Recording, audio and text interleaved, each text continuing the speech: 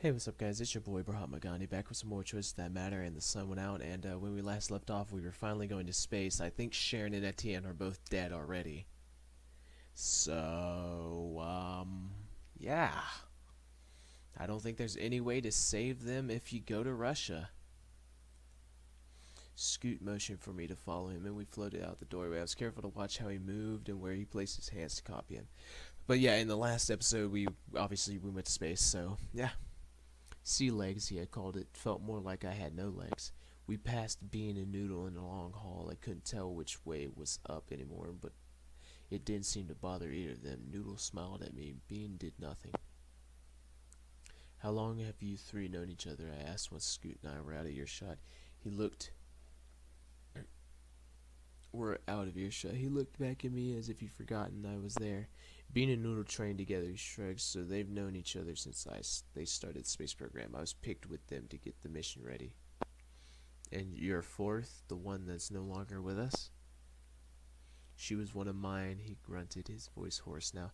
I trained her at the academy and selected her for the mission. I'm sorry for your loss. So am I nodded, regretting asking. It was obviously painful for him to talk about. Here we are, he muttered, changing the conversation. Let's see what's happening here. If I may, Mr. Scoot. He frowned at us for a moment, but then floated aside, allowing me to take photos with Modi's camera so they can analyze the issue. Do you think we can stop it? Scoot asked quietly. The end? The end. A nice way of saying death for all. Yes, we just need the right data. Scoot nodded, not commenting. It was hard to read his emotions, but it felt to me like he just needed verification for his mission. Maybe it was deeper than that. I doubt I'd ever know. I have sourced the problem, teacher. Really? Scoot asked, frowning. Or froing? Yes, it's quite simple. The filter hose is the wrong width and tension. Scoot pushed me out of the way, and I had to grab onto the handle on the wall to stop myself from floating off. I'll be a shaved moose, he muttered. The tiny thing trapped in your watch is right. My name is Modi. I am a Modicon device. He knows Modi, I muttered. Can you fix it? Scoot jumped over to an intercom and spoke in Russian. Someone responded, but it was too garbled for me to pick up who it was. I did understand the swearing that came at the end, though. We've got a problem, he said in English when he was done. Your American astronauts don't understand Russian construction. They did not put the relevant parts in storage for emergencies. So what's the upshot of this? I asked, feeling a little suffocated in the spacesuit. What's the problem that we have? Can we fix it another way? We don't have a way of filtering air, he said currently. We'll have to rely on the auxiliary tanks on the suits on the return trip. My heart skipped a beat. Let's hope there's a return trip then, I said with more bravado than I felt. Scoot nodded and followed. I followed. What do you think our chances are? I asked suddenly. Do you think we'll save the world? If not, we'll have a great view before we die, he shrugged, pointing to a nearby porthole. Teacher, I'm not sure a great view is a good reason to put oneself at risk. I looked out the porthole. It was the right angle to see Earth. Maybe not, but it's an excellent way to go if you have no choice. Yeah, it's worth it. The view was stunning. I thought about the image of space I had seen online and on television. They didn't come close to what I was seeing out the window. To feel the weightlessness, to see the vanity of Earth rotating slowly below us, it filled me with determination. Modi, we can't give up, I said, continuing to stare out the window. No matter what we see or what the full recording says, we can't give up on trying to solve the problem. Do we even know what the actual problem is? Scoot asked from down the hall. I tore my eyes away from the window and began to follow him again. The problem is we need light to sustain life on Earth. Whatever's separating Earth from the sun is still being determined, but the problem remains the same. Fair, he nodded. On our way back to the cockpit, we floated into Noodle, who looked more stressed than when I'd last seen him. You know, I'm gonna put music on. Creep some people out, if I can. But yeah. When I last seen him, where's Bean? I asked, suddenly panicking again about the possibility of sabotage aboard. In my head, I was starting to trust Scoot, but I couldn't be too careful. Noodle responded in Russian, obviously too stressed to think of the correct English words. Bean went to remove his spacesuit for now. Scoot translated, you should too. You can't be comfortable.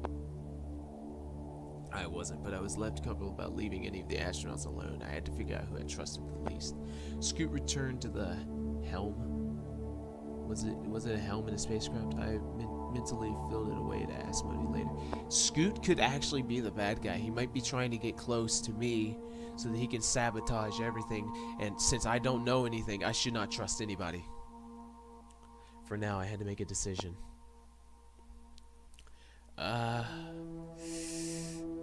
See, Bean, he's an asshole.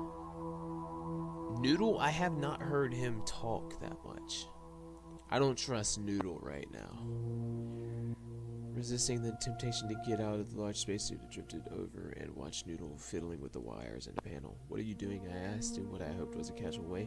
I didn't want to draw the suspicion of the unknown saboteur. We needed another day to set things up, he said, and his accent trying to make up. Is it an issue? I asked, concern growing. No, he shook his head. I just have work to do. You go. Alarm bell rang in my brain. The fact that he wanted to be alone made me excessively want to stay with him. That way, if he was the saboteur, he'd have to kill me in order to sabotage the shuttle. Not that thought was particularly cheery. Is there any way I can help? I asked instead, pushing the suit to a better position for me to see. He replied in Russian, which I assumed meant that there wasn't anything that I could do. He even shooed me off a bit, but I ignored it as best I could. After a moment, he took a deep breath and turned to me.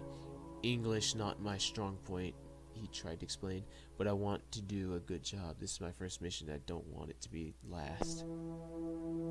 Backing off, I nodded. Who amongst us didn't get performance anxiety? I decided to go check on Bean, but before I could ask where he was, Bean floated into the room, helpfully offering to help me remove my suit. He was no happier with me than I saw him, however. After my spacesuit was moved, we floated back to the main part of the shuttle. Scoot and Noodle were there, and they seemed preoccupied with their tasks. It's probably Scoot. We have a problem. We usually do, was it? We usually do. What is it? After some calculations, I've concluded that we don't have enough air to survive until we return to Earth. We know, Modi. Scoot said we can use the suit reserve tanks, I answered. I factored that in, teacher. It appears that we only have enough air for 3 of the 4 humans present to survive. Well, then we find who the traitor is, and then he's the one that's suffocating. Bean, check the calculations. We'll sort it when we know for sure. That would be wise. Okay, if Bean says that everything seems okay, then he's the saboteur. I trust Modi with my damn life, okay? Moving on, I said. I had to keep moving forward. Yes, Noodle nodded. I have some more work to do. Then he spoke in Russian to Scoot, who nodded. Noodle left quickly and my blood ran cold in my veins. What if it wasn't one saboteur? What if they both were in on it? All 3 of them? Oh god. I looked at Bean and tapped Modi's face. Modi would know it was a signal to translate what Noodle had said. Where's he going? I asked, doing a double take when Bean also walked away. Both of them. To work, Scoot shrugged, turning back to the pilot seat.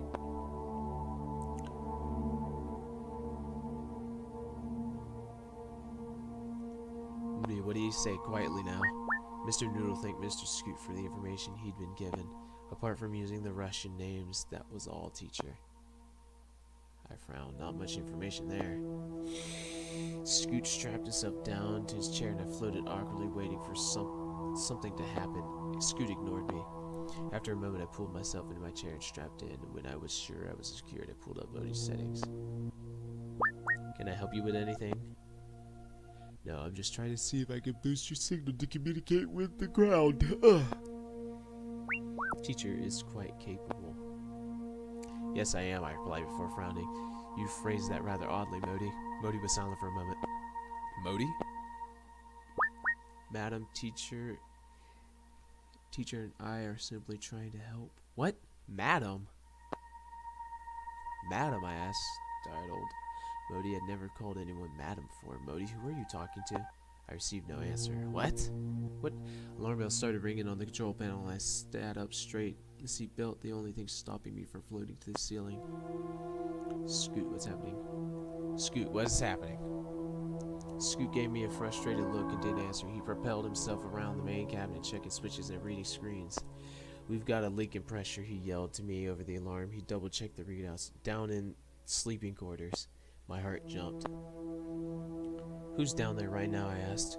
"What's this work of our traitor on board?" "No one right now, or no one should be." He silenced the alarm, shook his head. "We have to go down there. Follow me." Oh no. I released myself from the restraints and pushed off to float after him. It was hard to keep up. He was zooming through compartments a lot quicker than I was. "Scoot, wait," I called, struggling. "Can't wait, must fix," he said, his accent thicker than I heard before. On my wrist, Mo's face blinked back to life. "Teacher, something is wrong." "No, really," I muttered before raising my voice. "Scoot, there's something you should know." He finally stopped, so suddenly that I nearly careened into him. He raised his eyebrows questioningly. I hesitated.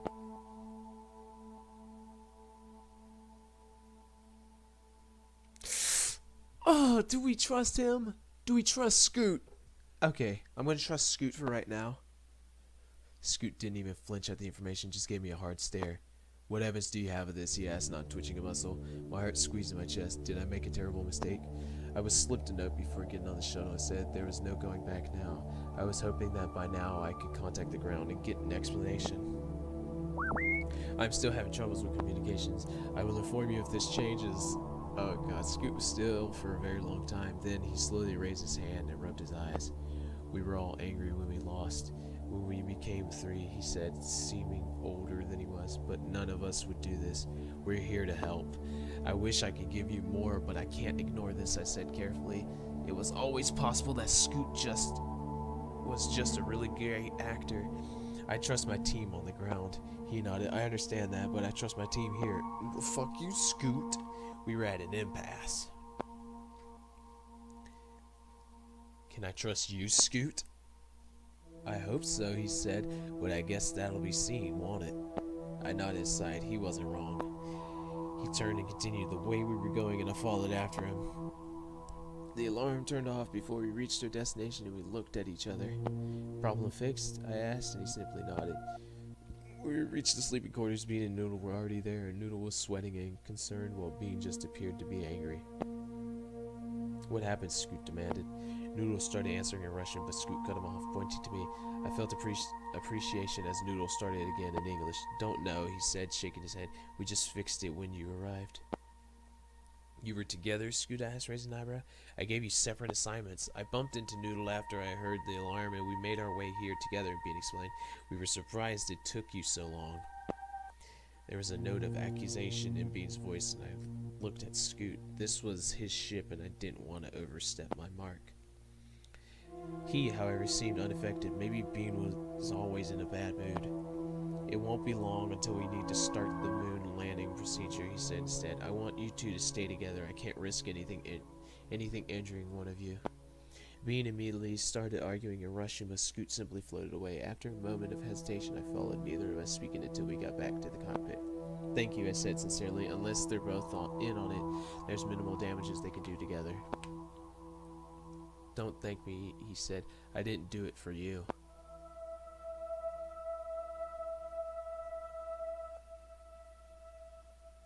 "Hey, I don't want to point fingers any more than you do." "I trust these men with my life," Scoot said, bending towards the controls again. "It's everyone else that I worry about, particularly you." "Fair point," I muttered, strapping myself into the chair. It was strangely exhausting to be weightless all the time. They didn't need me at the moment, so I sat and waited for a time when I could be of use. Absentmindedly, I stroked Modi's case. "You seem very distracted, teacher. Do try and focus. Madam doesn't have much time." "What are you talking about, Madam?" I frowned, remembering Modi's strange behavior earlier. "Who is this Madam?" I demanded, tired of being out of the loop and confused. Modi had been with me since the very beginning. Surely by now I should understand Modi. "Don't be so oblivious, teacher. If you had been paying attention, you'd already know. She's talking to us even now." "I can't hear her." At first, I opened my mouth to respond, but then I decided to consider Modi's words instead. Taking a deep breath, I closed my eyes and listened. Initially, all I could hear was the beeping of the controls and the whooshing of the air through the vents. As I calmed myself, more sounds came to the surface. Scoot's gentle breathing, the light clinking of his pen as it floated around the interior of the room. Okay, am I gonna start hearing voices? My own heart seemed to beat louder, slower, and that drew me further into my meditative state. Oh no, what is happening? Help us. My eyes sprung open, startled, looking for the disembodied voice that had spoken to me. You hear her now?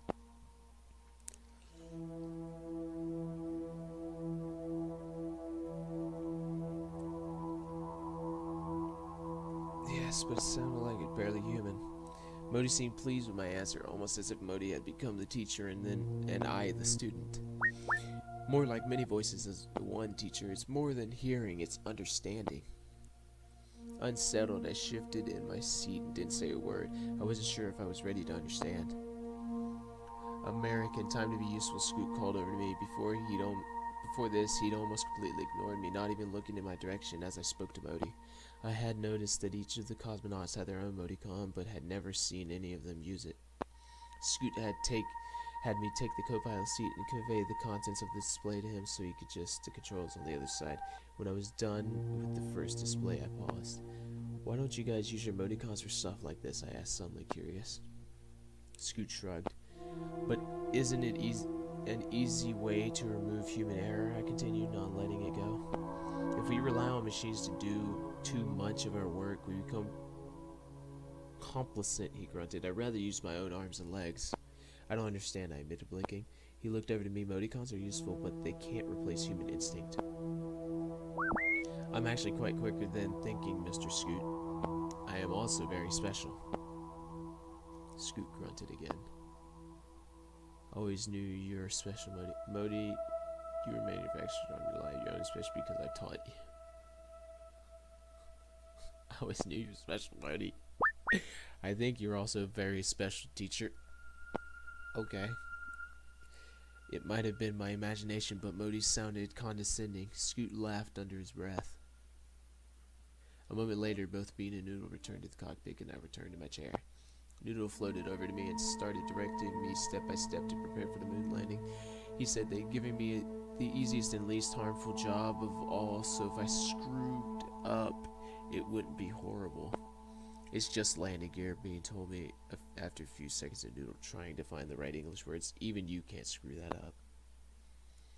What if I put it down at the wrong time? I asked, stricken. Too early, it falls off, Noodle said, flicking a switch beside me. Too late and we'll crash and die, Bean shrugged. I stared at Scoot, hoping the other two were kidding. He spared me little more than a glance and nodded. Best not to get the timing wrong, he advised. Gee, thanks, I murmured, feeling a little ill. Don't worry, teacher, I'll help. The three Russians laughed, shaking their heads at my distress. The moon looked enormous from here compared to the tiny orb I was used to from Earth. Its luminescent qualities were slightly dimmed up here. Instead, the Earth orbiting somewhere behind us had those luminescent qualities. I understood it was an illusion, but still, it was strangely beautiful. Thinking that the moon was slightly illuminated made me less afraid of failing. Noodle began speaking in Russian again, and I watched the three interact. Were we wrong? Was there not a traitor on board? Noodle turned to me. Ready, comrade?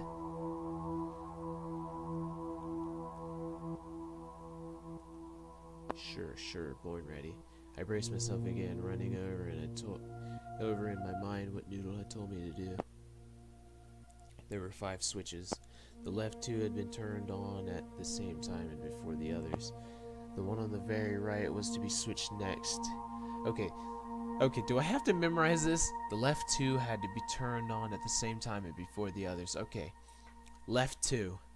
One on the very right was to be switched next, and then the one next to it. Okay, so very right and then the middle one.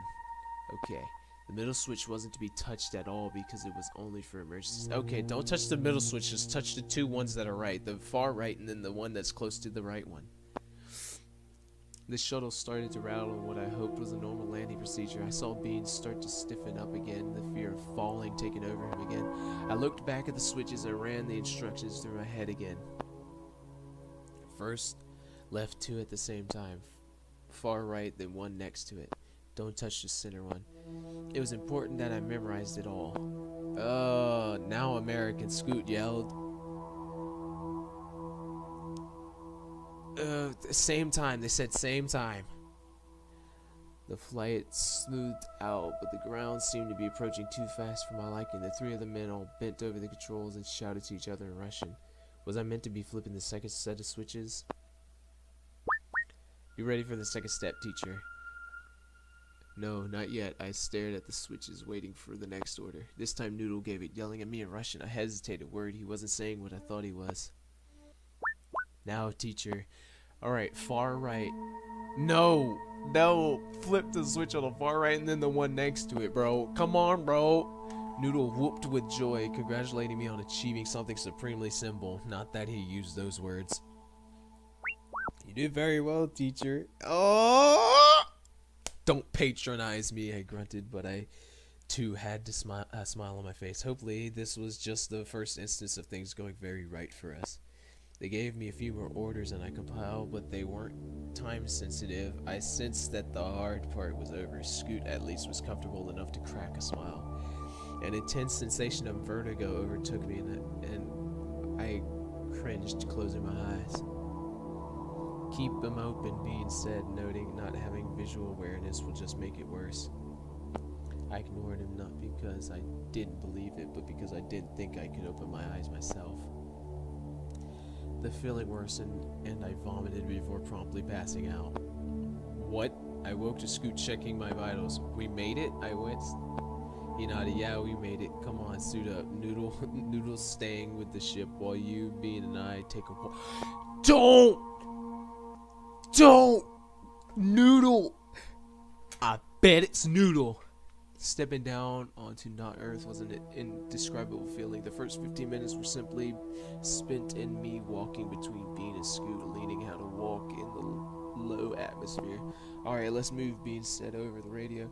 Usually I'll be happy with you bumbling as you are, but we don't want to waste the air. What are we hoping to find? I asked, some of my good humor leaving me as I remembered the task at hand. Equipment, Scoot answered, leading the way with his little rockets off the back of his pack. There we'll find the answers we need, hopefully. Modi piped up, having been connected to our radios for assistance. Mr. Scoot, I'm reading a signal from a personnel suit.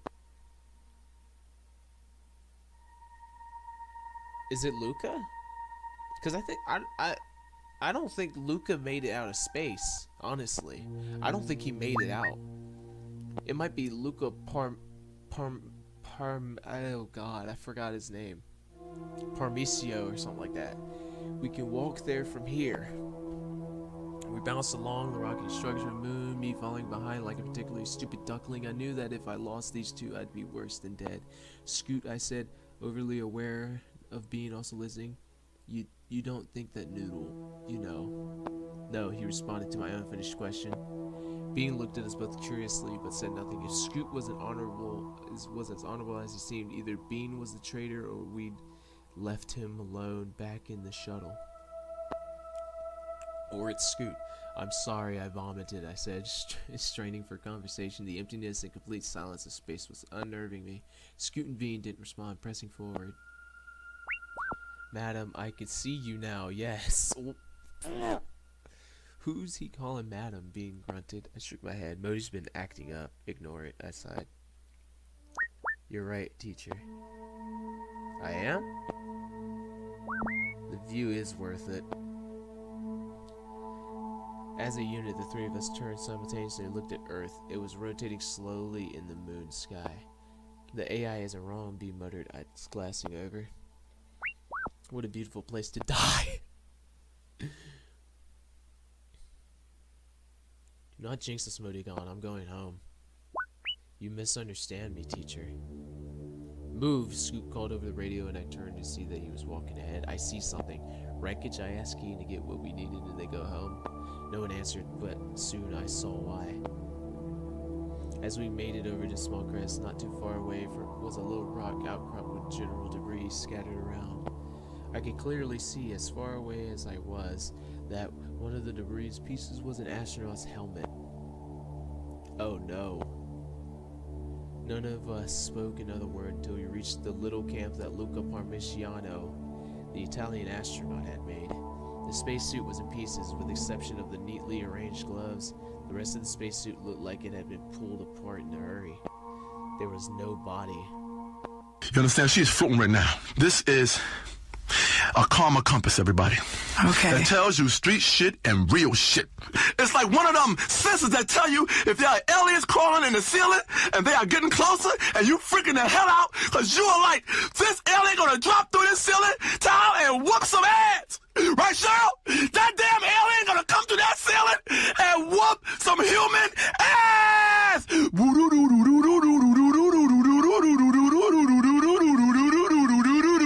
I don't understand, I murmured. Where is he? I don't think I want to know, Scoot said, his voice low with sadness. One more death might break me. He died with a beautiful view. Bean leaned down and picked up a box in the dirt. Was it called dirt if it was on the moon? I think that's called moon dust. I don't know what they call it. There's no recording here, Bean said, his voice a curious mix of resignation and anger. This is broken. What? No, we've come this far. Then we might as well join him. No! Teacher, it is time. Look. What the fuck? At first, I wasn't sure what Modia had meant, but then I caught something at the corner of my eye, so I turned to it. There was something strange about our beautiful shimmering earth above us. Guys, I called, eyes widening. This is that space insanity you were talking about, right? Both Bean and Scoot turned to face me and raised their own eyes to earth. Neither of them spoke. So not just me seeing this then, I'm confirmed. Great. Earth was fizzing around the edges. It wasn't right word to describe the sight before me. Like a bath bomb in hot water, parts of the globe were fading in and out of existence. As I watched, more and more disappeared until finally it was completely gone. What the Earth was gone?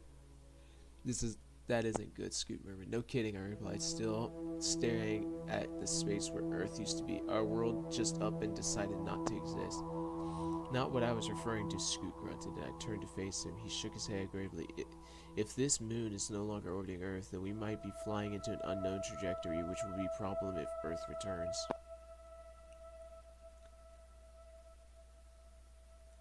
One problem at a time here.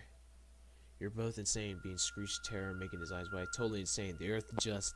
He started yammering in Russian and Scoot bounced over to go comfort him, trying to calm him as I stood and waited. Okay.